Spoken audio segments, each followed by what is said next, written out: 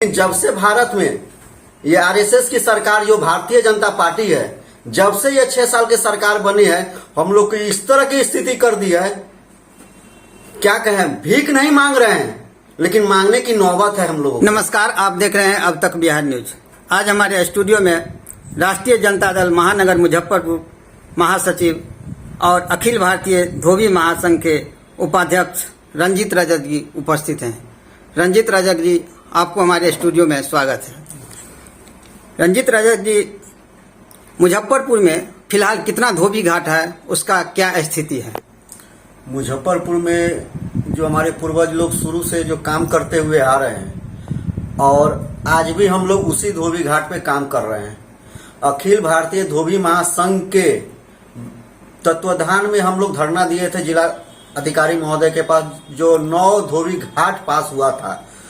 जो पिछले चुनाव में सरकार चेंज होने के बाद नगर जो स्थानीय विधायक हैं वो नगर विकास मंत्री बने और हम लोग को कहा गया था कि आप लोग को धोबी घाट बना के देंगे, जो आज तक मतलब हम लोग को धोबी घाट नहीं दिया गया। हम लोग जो पूर्वज से धोते हुए आ रहे हैं, आज भी हम लोग उसी धोबी घाट पे कपड़ा धो रहे हैं और हमारे समाज भी धो रहे हैं। क्या कारण है जो अभी तक धोबी घाट का निर्माण नहीं हुआ है?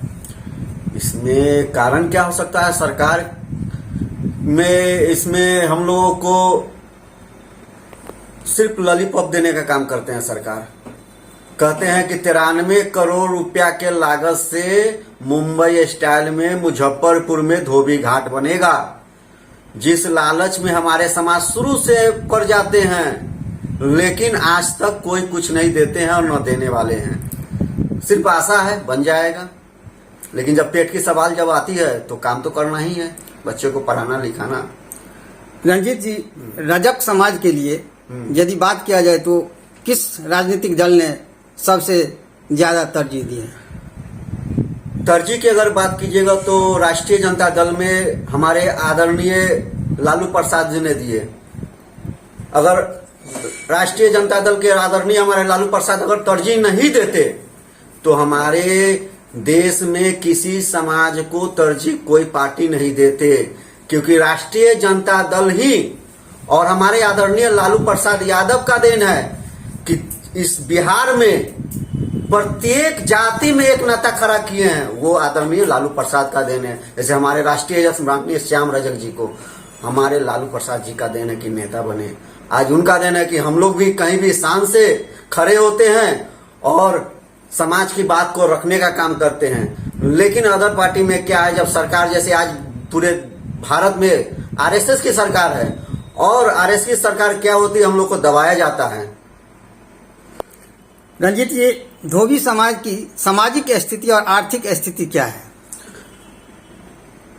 सामाजिक और आर्थिक की जब बात कहिएगा तो बाबा साहब जब संविधान लिखे और लागू किए तो पूर्व 6 साल पहले तक हम लोग बहुत ही मजबूत थे, लेकिन जब से भारत में ये आरएसएस की सरकार जो भारतीय जनता पार्टी है, जब से ये 6 साल की सरकार बनी है, हम लोग की इस तरह की स्थिति कर दी है।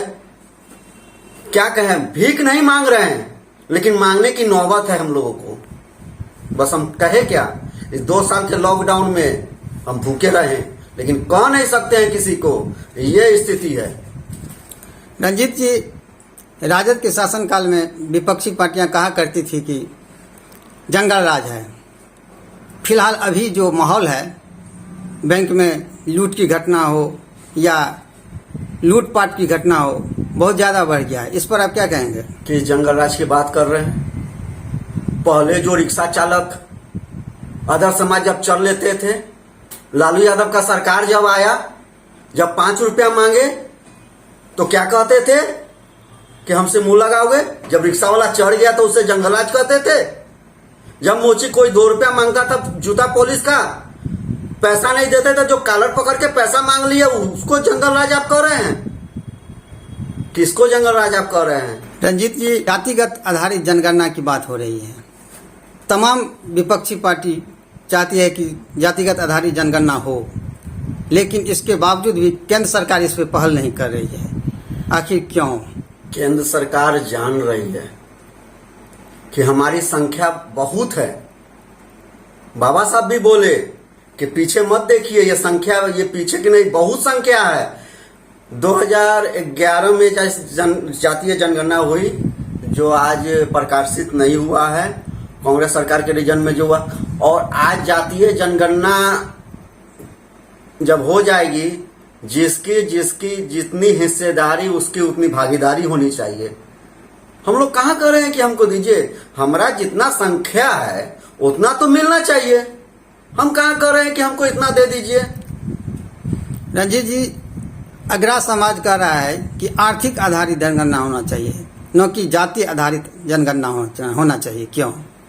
कहने के लिए तो कुछ लोग कहते हैं कि स्वर्ण समाज को आरक्षण दे दीजिए।